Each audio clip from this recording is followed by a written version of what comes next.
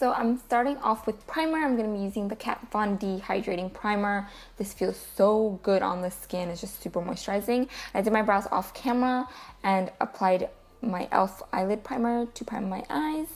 And then I'm going to go in with Creme Brulee from Makeup Geek. I'm going to apply this into my crease as a transition, just so the other colors I use blend really nicely. Then I'm taking Bitten, also from Makeup Geek, and I'm applying this all over my lid.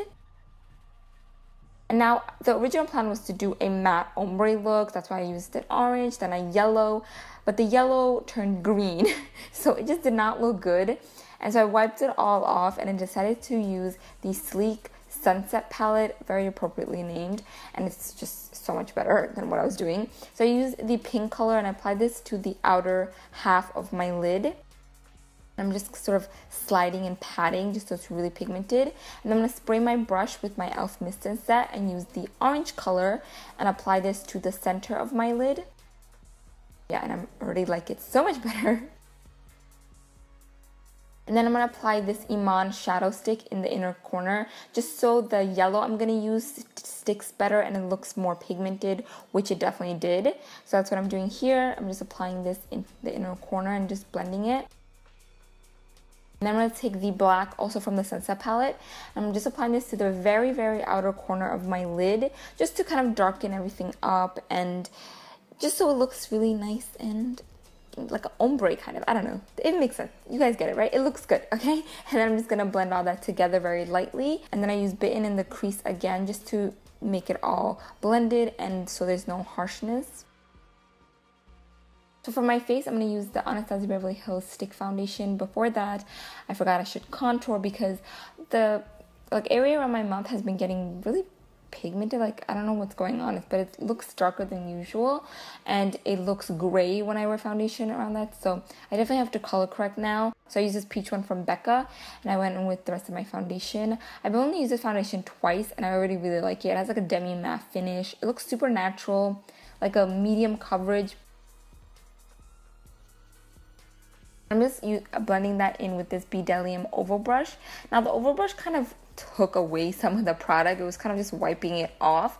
So I don't recommend it for this kind of drier formula foundation. Maybe a liquid one would be better, but not this. I feel like it just kind of took away a little bit too much product.